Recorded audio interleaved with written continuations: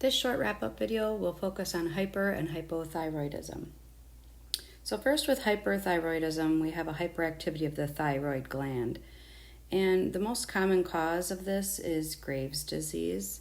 There are other things that can impact this, such as infection, stressful life events, genetics, and smoking. Signs and symptoms of hyperthyroidism typically are manifested with metabolic changes. So you're going to see excitability, nervousness, tachycardia. Some patients will develop a goiter. Often patients with Graves' disease will develop exophthalmos, the protrusion of the eyeballs from the orbits, and they may present with some cardiac irregularities. So I talked about tachycardia, and it can be other things such as chest pain.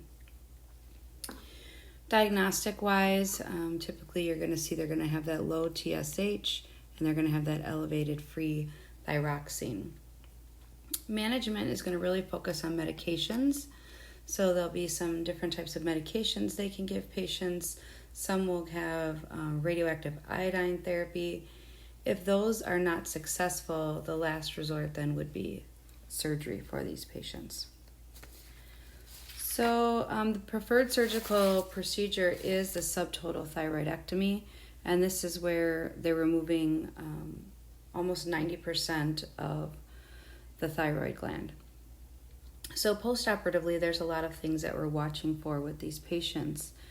We have to remember that the thyroid gland is right next to our airways, so we are really worried about breathing. There can be laryngeal nerve damage. There can also be tracheal compression. So when we think about postoperatively, what are we watching for? Airway is probably our number one thing we're worried about. So we're looking for swelling, because any postoperative swelling can compress the trachea. Any bleeding in that area, any hemorrhage could also not only be blood loss, but compress the trachea as well. So we're really worried about oxygenation, and we need to make sure we have O2 and suction set up at the bedside. Post-surgically as well, a lot of times we want them in a kind of a semi-Fowler's position, so their head is up a little bit. We don't want them laying flat. We do need to support the head and neck while they're doing any turning and avoiding any hyperextension. They'll get specific range of motion exercises afterwards to learn before they go home as well.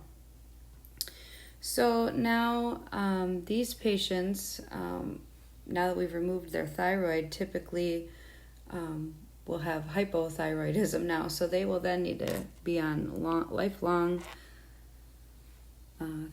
thyroid hormone replacement. So they'll definitely need medication about teaching about medications, diet, exercise, and then postoperatively it would be all the post-op things we've talked about, including these range of motion exercises, things like that.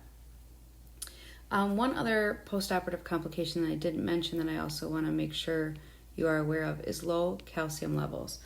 So we have to, this can be a potential problem because when we remove some of the thyroid gland, we can damage or remove part of the parathyroid gland, and this directly impacts our calcium levels. So we'd be watching for any of those signs and symptoms of hypocalcemia, facial twitching, muscle tetany, and we would be doing our Trousseau's and our Chvotsek's assessments to see if they might have some low calcium levels, to then follow up with a lab result to confirm, and then we would treat that. For hypothyroidism, so we have a deficiency of the thyroid hormone, and this is kind of slowing everything down. So you have kind of your risk factors. They're more often white females, advancing age, type 1 diabetes, family history, kind of some common risk factors. So some patients will have no signs and symptoms at all, but others will kind of show those signs and symptoms of the slower metabolism. So they might feel very tired. They might feel lethargic. They might have some weight gain. It might impact their cardiac output. And a lot of times you're going to see patients who may present with depression. And so it's just because they're feeling so fatigued, so worn down, that they believe that they may have some depression. And with a workup, they find that actually it's hypothyroidism. And once it's treated, those symptoms will go away. So when we're looking at some of the diagnostic labs that might be drawn, they'll have decreased pituitary gland or hypothalamus function. They're going to have decreased T4 levels when you do some lab work there. So really, hypothyroidism, very easy for us to treat, will be using medication. So this lifelong hormone replacement. And the most common medication that is used is Synthroid or levothyroxine. So you probably already have seen lots of patients on that medication, but this is a medication, they have to find your right dose.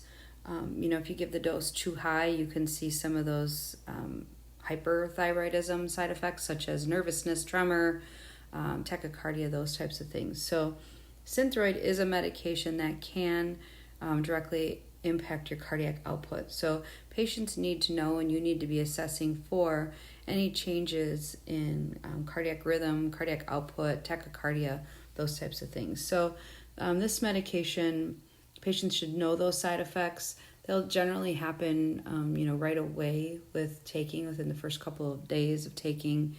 But then once they have their regular dose, that typically won't be a problem.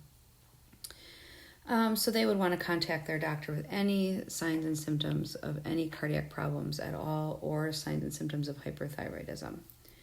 Other teaching now, low calorie diet, comfortable environment, prevent skin breakdown.